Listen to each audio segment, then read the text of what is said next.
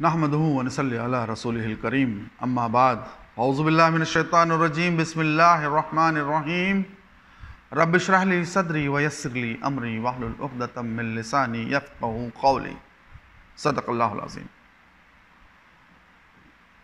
آؤ قرآن سمجھے کہ اس سلسلے میں دوستو ہم آج آئے ہوئے آیت 168 سے 176 سورہ بقرہ ہی چل رہی ہے دوستو۔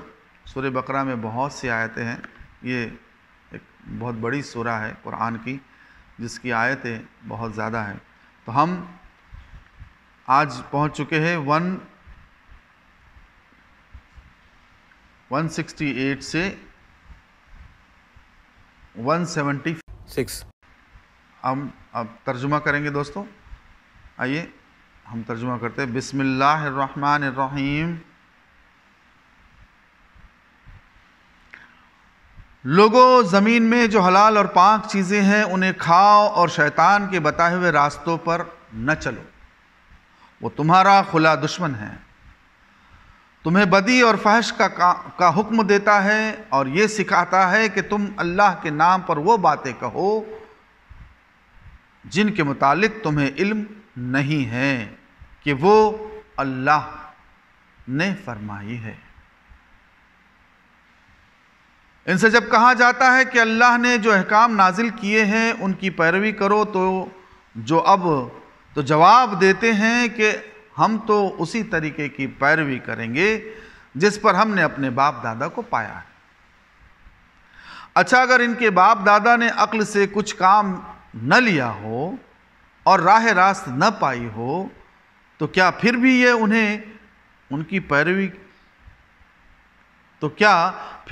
انہی کی پیروی کیے چلے جائیں گے؟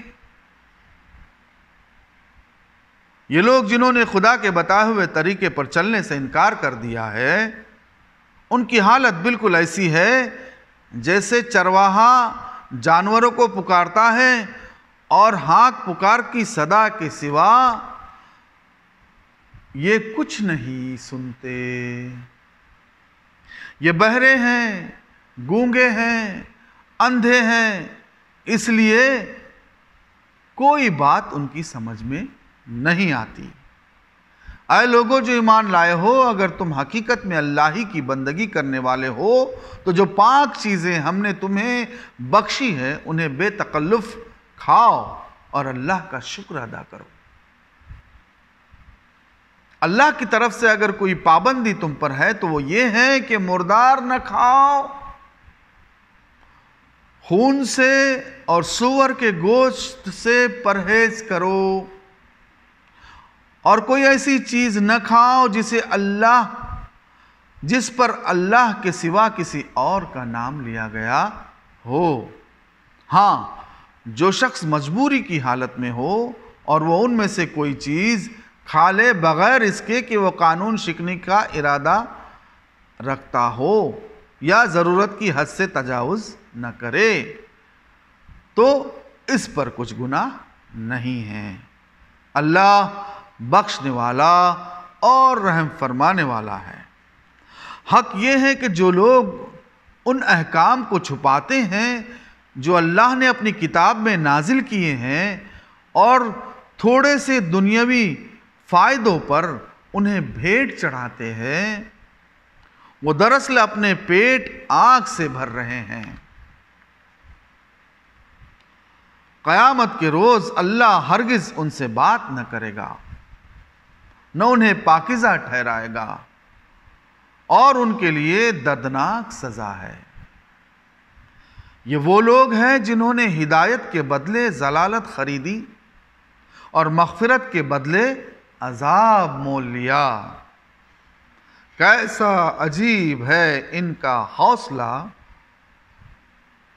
کہ جہنم کا عذاب برداشت کرنے کے لیے تیار ہے۔ یہ سب کچھ اس وجہ سے ہوا کہ اللہ نے تو ٹھیک حق کے مطابق کتاب نازل کی تھی، مگر جن لوگوں نے کتاب میں اختلافات نکالے وہ اپنے جھگڑوں میں حق سے بہت دور نکل گئے۔ صدق اللہ العظیم۔ تو آئیے دوستو اب ہم اس کے نکات پر خاص نکات پر غور کرتے ہیں. آیت جو ہے وہ 168 سے لے کے 176. دوستو جیسا کہ ہم نے کہا تھا کہ یہ جو سورہ ہے سورہ بقرہ وہ دو امتوں سے خطاب کرتی ہے. اس کے ساتھ ساتھ عوام الناس یعنی ایھا الناس یا ایھا الناس لوگوں سے بھی خطاب ہوتا ہے اس میں کہیں کہیں پہ. تو یہاں پر جیسے کہ جو معاشرہ جیسے ہم کہہ رہے تھے کہ ایک معاشرہ تیار ہو رہا ہے, ایک مسلم معاشرہ جو آپ صلی اللہ علیہ وسلم تیار کر رہے ہیں, ان کو کن چیزوں کے بارے میں مطلب ان کو تعلیمات دی جا رہی ہے. جیسے کہ یہ سورہ بقرہ جو ہے وہ معاشرے کا بلو پرنٹ بھی کہا جاتا ہے اس کو. مطلب ہماری جو بیسک چیزیں, یہ کرو یہ نہ کرو, یہ کھاؤ وہ پیو وہ نہ کھاؤ, یہ حرام ہے یہ حلال ہے, یہ ساری باتیں اس کے اندر آتی ہیں. یہ باتیں پھر آہستہ آہستہ جا کے سورہ آل عمران ہے, پھر سورہ مائدہ, آخر میں جا کے سورہ مائدہ میں سارا پورا کمپلیٹ ہو جاتا ہے ہمارا جو قانون ہے, جو شریعت ہے ہماری وہ. تو شریعت کے بارے میں بھی اس میں ذکر, کیونکہ اب یہ معاشرہ بن رہا ہے اس لیے ان کو یہ تعلیمات دی جا رہی ہے کہ ہمیں کیا کرنا چاہیے. تو لوگوں کو بھی خطاب کیا جاتا ہے اس میں. شروعات میں ہی کہا تھا جیسا کہ ہم نے اس سے پہلے بھی بتایا تھا کہ اس صورت میں تو کیا کہتے تھے کہ یا ایھا الناس. اب یہ جو پہلی آیت جو 168 جو آیت ہے اسی میں یا ایھا الناس لوگوں سے خطاب کیا گیا ہے. قرآن میں جو خطاب ہوتا ہے وہ آپ صلی اللہ علیہ وسلم کے توسط سے جب یہ خطاب آتا ہے تو جیسے کہ قرآن کا جو انداز ہے وہ خطابی انداز ہے, تو اس میں بتایا یا ایھا الناس یا ایھا الذین آمنوا. تو اس طرح سے اس میں وہ آتا ہے ڈائریکٹ. وہ کہتا ہے کہ اب اسلامی قانون اور حلال اور حرام کا جو ذکر شروع ہو گیا اس سورہ بقرہ میں, ہمیں جیسا کہ یہ بلو پرنٹ میں نے کہا تھا, تو شریعت اور قانون کا اس کے آگے اور بھی احکامات مطلب آئیں گے ہم, لیکن یہ شروع کے احکامات اللہ تعالیٰ جو ہمیں بتا رہا ہے اور یہ دے دے. تو کیا کہا گیا کہ دیکھو اے لوگو, زمین میں جو حلال اور پاک چیزیں ہیں انہیں کھاؤ اور شیطان کے بتائے ہوئے راستے پر نہ چلو. شیطان کے بتائے ہوئے راستے پر نہ چلو یا تو کیا, یعنی کھانے پینے کے معاملے میں ان تمام پابندیوں کو توڑ ڈالو جو توہمات اور جاہلانہ رسموں کے بنا پر لگی ہوئی تھی. اس وقت تھا کہ ہم یہ کھائیں گے, کچھ اونٹ ایسا رہتا تھا جس کو صرف مرد کھائیں گے, ان کا بچہ ہوتا ہے تو صرف مرد کھائیں گے, عورتیں نہیں کھائیں گی. یہ بہت ساری چیزیں اس وقت توہمات جس کو کہیں گے. آج کل بھی ہے وہ چیزیں, آج بھی ہے. مشرکین اور ہمارے مسلمانوں میں بہت سی چیزیں ہیں یہ چیزیں. تو جو حلال چیزیں ہیں وہ ہمیں کھانے کے لیے حکم دیا گیا تھا. ابھی کیا حلال چیزیں؟ اے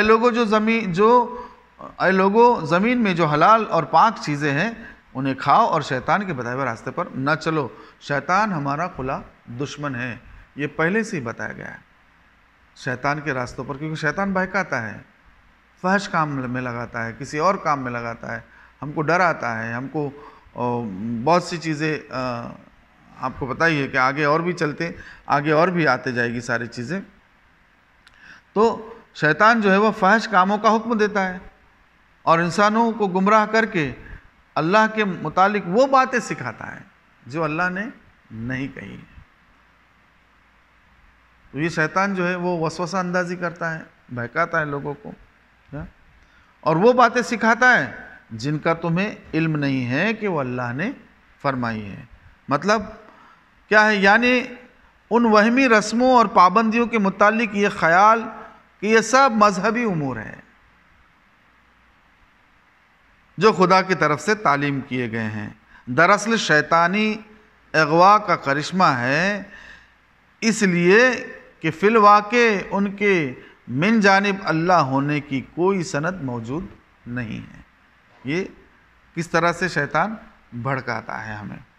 یہ جو آیتیں ہیں یا جو اس رکوع میں جو آیتیں ہیں یہ بہت ہی مطلب چل رہا ہے یہ سلسلہ. پہلے ہو گیا بنی اسرائیل کا سارا سلسلہ ہو گیا, اب جو معاشرے کی جو چیزیں ہیں وہ ہماری طرف آ رہے ہیں اور ہم کس طرح سے توہمات میں آج بھی پھنسے ہوئے ہیں, یا ہم کس طرح سے یہ کھانا ہے وہ نہ کھانا ہے. یہ سیدھی پاک اور حلال چیزیں کھانے کا حکم ہے نا. اللہ نے جو احکام نازل کیے ہیں ان کی پیروی کرو. ان کو کہا جاتا ہے کہ جو بھی مطلب یہ جو مشرکین ہیں یا جو نہیں ماننے والے چیزیں ان کو کہتا ہے, اور بنی اسرائیل بھی اس کے اندر آتے ہیں کہ جو اللہ نے نازل کیا اسے مانو, لیکن وہ پیروی نہیں کرتے. وہ کیا کہتے ہیں کہ ہم تو اپنے باپ دادا کی پیروی کریں گے, ہمارے بڑوں کی پیروی کر, جیسے کہا ہمارے بزرگوں کی ہم پیروی کریں گے. آپ صلی اللہ علیہ وسلم نے کیا کہا ہے اس بارے میں کہ ہمارے بڑوں, ہم یہ نہیں سوچتے کہ آپ صلی اللہ علیہ وسلم نے کیا کہا ہے, آپ کی تعلیمات کیا ہے. یعنی کیسا ہے کہ یہ اس میں ایسی پڑھتے ہیں لوگ کہ یعنی ان پابندیوں کے لیے ان کے پاس کوئی سند اور حجت اس کے سوا نہیں ہے کہ باپ دادا کی بات کرتے. وہ باپ دادا یوں ہی ہوتا چلا, باپ دادا سے یوں ہی ہوتا چلا آیا ہے. نادان سمجھتے ہیں کہ کسی طریقے کی پیروی کے لیے یہ حجت بالکل کافی ہے. ہمارے یہاں آج بھی ہو رہا ہے دوستو. آج ہم کیا کر رہے ہیں, ہمارے بزرگوں نے کہا ہے, ہمارے بزرگوں نے یہی کیا, ہمارے بزرگوں نے ایسا کیا, ہم اسی کی کرتے ہیں پیروی, ہم اسی پر چلیں گے, ہمیں یہ بتایا گیا ہے, ہمیں یہ سکھایا گیا ہے. ارے لیکن ہمیں کیا سکھایا گیا, آپ صلی اللہ علیہ وسلم نے کیا سکھایا, یا اس قرآن نے ہم کو کیا کہا, یا اللہ تعالیٰ نے ڈائریکٹلی ہم کو کیا بتایا, وہ چیزوں پر ہم آج غور نہیں کر رہے ہیں. دوسری کتابوں کو لے کر بیٹھے ہوئے, اور دوسری کتابوں کے بارے میں اتنے مطلب وہ ہو گئے کہ ہم قرآن کو ہاتھ لگانے نہیں چاہ رہے, ان کتابوں میں پھنسے ہوئے ہیں. کیسے ہوگا دوستو؟ یہ بھی ایک طریقے کا یہ جو تہمات ہے, یہ بھی جو اس میں جو کہا گیا ہے کہ شیطان کس طرح سے ہمیں بھٹکاتا ہے, کس طرح سے ہمیں بھٹکاتا ہے. قرآن تو ہم پڑھتے ہیں, مسلمان قرآن پڑھتے ہیں, بالکل پڑھتے ہیں, لیکن اس کو سمجھنا نہیں چاہتے کہ اس میں کیا کہا گیا ہے. ہم اس کے سوا کسی اور کو اگر ترجیح دیں گے تو یہ بالکل غلط, سراسر یہ شرک کے معاملے میں چلا جا سکتا ہے, بالکل. کیونکہ اس کے مد مقابل, قرآن کے مد مقابل اگر ہم کسی کتاب کو رکھتے ہیں تو آپ صلی اللہ علیہ وسلم کے اسوہ حسنہ کے مد مقابل ہو گئی وہ چیز, کیونکہ قرآن اور آپ صلی اللہ علیہ وسلم کا اسوہ حسنہ ایک ہے, ایک دوسرے کے لیے ایک ساتھ, مطلب ایسا ہے وہ. آپ صلی اللہ علیہ وسلم اور قرآن پوری ان کی زندگی, تو ہمیں اس طریقے پر چلنا چاہیے جس طریقے سے ہمیں یہ ہدایت دی جا رہی ہے. ہمیں شیطان کے طریقے پر نہیں چلنا چاہیے. آپ نے کیا کہا ہے اس کے بارے میں ہم کچھ نہیں سکتے بولتے ہیں, ہمارے بڑوں نے ہمیں یہ بتایا ہے, ہمارے بزرگوں نے ہمیں یہ کہا ہے, یہ باتیں بالکل غلط ہے. اسلام میں پاپائیت, پیشوائیت, رہبانیت یہ کچھ نہیں ہے. اسلام ایک کھلی کتاب ہے. اسلام جس نے قبول کیا, آج اسلام قبول کیا, کل ہو سکتا ہے کہ وہ اس کی اشاعت کرے. اللہ تعالیٰ جسے ہدایت دے. دوستو, بزرگوں, آج کے زمانے میں جیسے کہ مثلا یہ لوگ جنہوں نے اللہ کے بتائے ہوئے راستے پر چلنے سے انکار کیا ہے, ان کی حالت ایسی ہے جیسے چرواہا جانوروں کو پکارتے ہیں اور وہ ہانک پکار کی صدا کے سوا کچھ نہیں سنتے. دوستو, یہ بھی بہت ایک امپورٹنٹ پوائنٹ ہے مسلمانوں کے لیے کہ ہم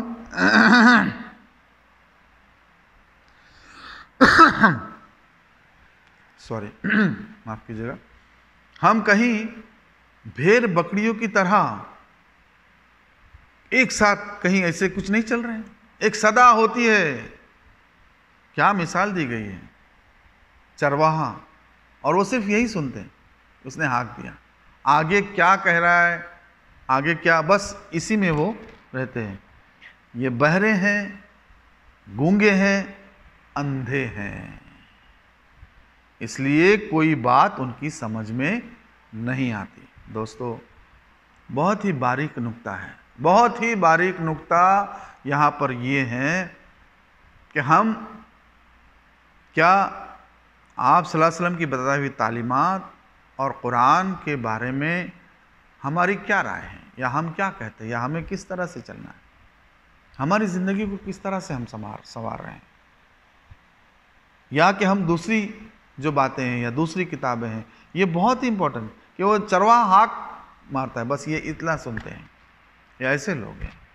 اور بہرے، گونگے اور اندھے، مطلب جو ہدایت کی باتیں ہیں وہ ان کے کان میں نہیں آتی، ان کے سمجھ میں نہیں آتی ہے،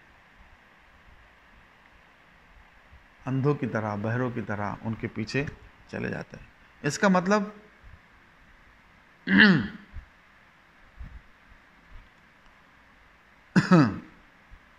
کیا ہے کہ جو چیزوں سے یا اسلام کی صحیح طریقے سے یہ لوگ منہ موڑتے ہیں، سوا سبیل، اس کا مطلب ہے سوا سبیل چیزوں کی جو ہے وہ منہ موڑتے ہیں اور سمجھتے ہیں اور سمجھتے نہیں ہیں یا سمجھنا نہیں چاہتے ہیں۔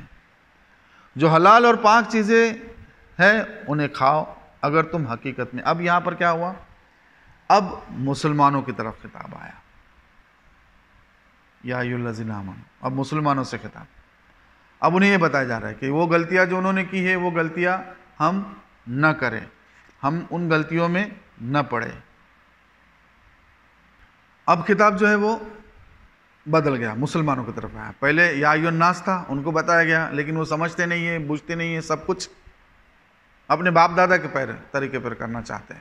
ہمارے باپ دادا نے یہ کیا، ہمارا بہت پرانا دھرم ہے، ہمارا بہت پرانا، ہمارے لوگوں نے یہ کیا، تو ایسی باتیں کر کے ان کو اندھے اور گونگے اور بہرے کہا گیا ہے۔ تو دوستو اب مسلمانوں کی طرف خطاب آیا ہے۔ دیکھو کیا کہتے ہیں کہ یہ جو آیت ہے اس میں کہ یا ایھا الذین آمنوا، اب کہا جاتا ہے کہ اے مسلمانوں جو حلال اور پاک چیزیں ہیں انہیں کھاؤ اگر تم حقیقت میں اللہ کی بندگی کرنے والے ہو، تو پاک چیزوں کو بے تکلف کھاؤ، پاک چیزوں کو بے تکلف کھاؤ۔ یعنی کیا مطلب اس میں یہ ہے کہ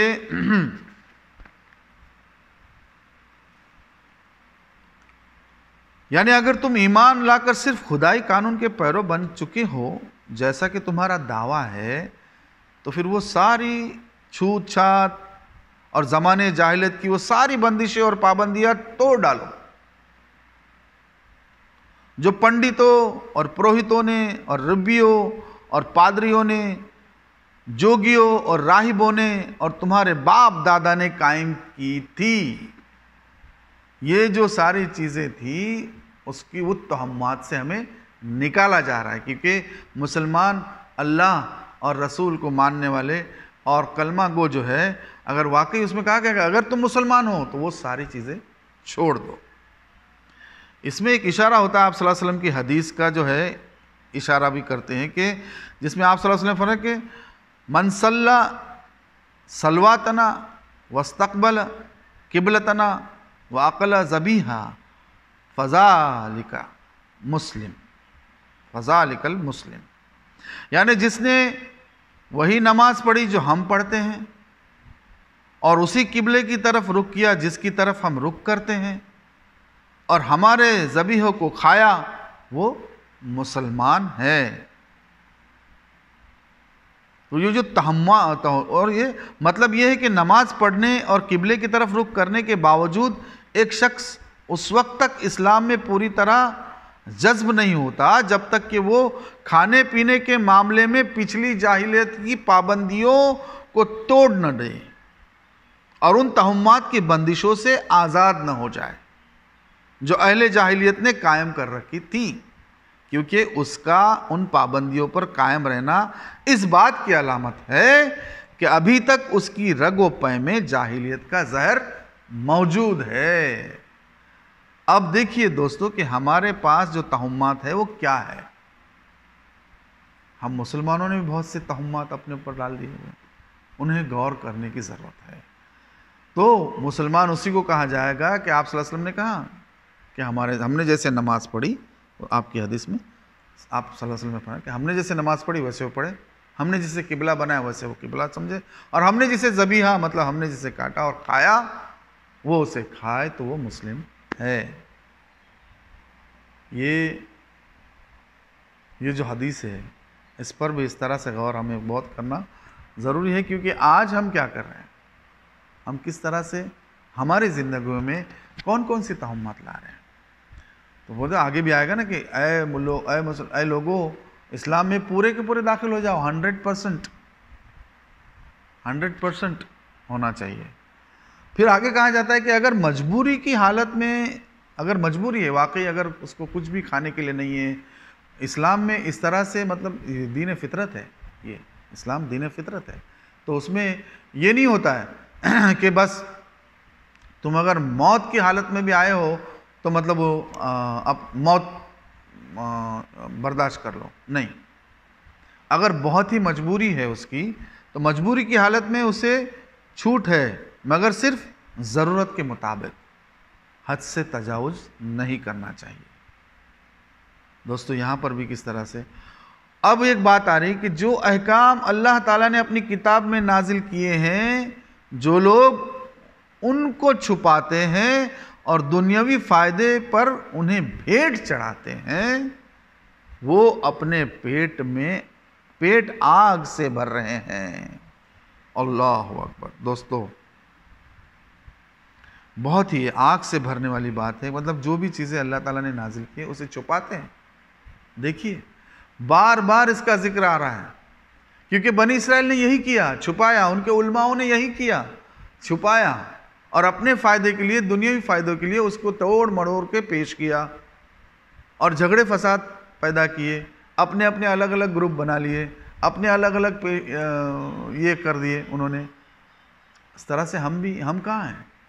ہم نے اپنے الگ الگ گروپ بنائے ہوئے، ہمارے الگ الگ امام، ہمارے الگ الگ علماء، ہمارے الگ الگ فرقے، کیا ہے یہ؟ اس لیے معاشرہ جب تیار ہوتا ہے تو اسے یہ بتایا جا رہا ہے کہ ساری پرانے توہمات، یہ ساری چیزیں چھوڑ کر ہمیں یکسو ہونا ہے، ابراہیم علیہ السلام کے طریقے پر چلنا ہے۔ ابراہیم علیہ السلام یکسو تھے، وہ مشرکین میں سے نہ تھے۔ تو ہمیں یہ باتوں کی جو بار بار جو تنبیہ کی جا رہی ہے، بتایا جا رہا ہے، تو یہ کیسے چھپانے والی بات آتی ہے کہ جو چھپاتے، مطلب یہ ہے کہ عام لوگوں میں یہ جتنے غلط توہمات پھیلے ہیں اور باطل رسموں اور بیجا پابندیوں کی جو نئی نئی شریعتیں بن گئی ہے، ان سب کے ذمہ داری ان علماء پر ہے جن کے پاس کتاب الہی کا علم تھا، مگر انہوں نے عامہ خلائق تک اس علم کو نہ پہنچایا۔ پھر جب لوگوں میں جہالت کی وجہ سے غلط طریقے رواج پانے لگے تو اس وقت بھی وہ ظالم منہ میں گونگیاں ڈالے بیٹھے رہے، بلکہ ان میں سے بہتوں نے اپنے فائدہ اس میں دیکھا کہ کتاب اللہ کے احکام پر پردہ ہی پڑا رہے۔ کتاب اللہ کے احکام پر پردہ، یہ علماؤں نے کیا ہے دوستو یہاں پر صاف۔ تو یہ چیزیں ہمیں جو چھپانے والی بات ہے، اب بتائیے ہم قرآن کی جو باتیں ہیں کیا ہم پہنچا رہے ہیں؟ کیا ہمارے برادران وطن کو ہم دے رہے ہیں؟ کتنا بڑا زرخیز زمین ہے، کتنی زرخیز زمین ہے جسے ہم بتا سکتے ہیں، ایک دم مطلب کام کر سکتے ہیں جو دعوت کا ہے۔ آپ صلی اللہ علیہ وسلم نے جس طرح سے کیا، بس اس کی اشاعت، اس کا سمجھانا، اس کو سمجھنا، ہم ایسے ہلکے بنانا جو درس حدیث کرے، آپ صلی اللہ علیہ وسلم کا اسوہ حسنہ پڑھے، اس کو ہم اسوہ حسنہ کو ہم لوگ سامنے رکھے، اور جس طرح سے آپ صلی اللہ علیہ وسلم نے ایک معاشرہ تیار کیا، اس معاشرے کو جب تک ہم تیار کرنے کی کوشش نہیں کریں گے دوستو، ہم پٹتے رہیں گے۔ ذلت و مسکنت ان پر تھی، آج ہمارے اوپر بھی وہی ہے۔ بنی اسرائیل کے لیے ورڈ استعمال ہو کہ ان کی ذلت اور مسکنت ان کے اوپر آئی، تھوپ دی گئی۔ اب ہماری وہی ہے، ہم بھی ذلت میں، ذلت کی زندگی گزار رہے ہیں۔ کروڑوں اربوں مسلمان ہیں، لاکھوں کروڑوں امیر مسلمان ہیں، بڑے بڑے دیش امیر مسلمان ہیں، لیکن کیا ہے ہماری حالت؟ ذلت اور مسکنت کیا ہم پر نہیں ہے؟ یہ کیوں ہے؟ تو یہ قیامت کے روز اللہ ہرگز ان سے بات نہ کرے گا اور نہ انہیں پاکیزہ ٹھہرائے گا۔ وہ اپنے آپ کو کہتے ہیں نا کہ ہم پاک صاف، ہم پاکیزہ ہیں۔ بہت ہی سمجھتے ہیں کہ ہم یہ چولا پہن لیے ہم پاک ہو گئے، یا ہم یہ کیے تو ہم پاک ہو گئے۔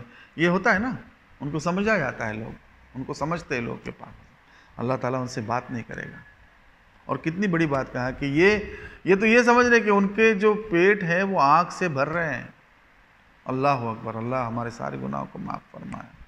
دوستو، یہ ہے وہ لوگ جنہوں نے ہدایت کے بدلے ضلالت خریدی اور مغفرت کے بدلے عذاب مول لیا۔ اللہ تعالی ہماری مغفرت کرے دوستو، آمین آمین، ہم سب کی مغفرت کرے دوستو، آمین یا رب العالمین۔ اللہ تعالی ہمارے گناہوں کو اور کوتاہیوں کو معاف فرمائے اور اپنی رحمت سے اسے نظر انداز کر کے ہمیں معاف کرے اور ہمارے سارے گناہوں کو معاف کرے، صغیرہ کبیرہ سارے گناہوں کو معاف فرمائے، اور اللہ تعالی ہمیں اس قرآن کو سمجھنے کی توفیق عطا فرمائے، اس پر عمل کرنے کی توفیق عطا فرمائے، اور اس کی دعوت کو، اس کی معلومات کو پھیلانے والا بنائے، اس کو چھپانے والا نہ بنائے، کیونکہ چھپانے والوں کی جو حالت اللہ تعالیٰ نے بتائی ہے اس قرآن میں، اللہ اس سے ہمیں بچائے۔ یا اللہ ہمارے گناہوں کو معاف فرما، یا اللہ ہمارے خطاؤں کو معاف فرما۔ سبحان ربک رب العزت عما یصفون وسلام علی المرسلین والحمد للہ رب العالمین۔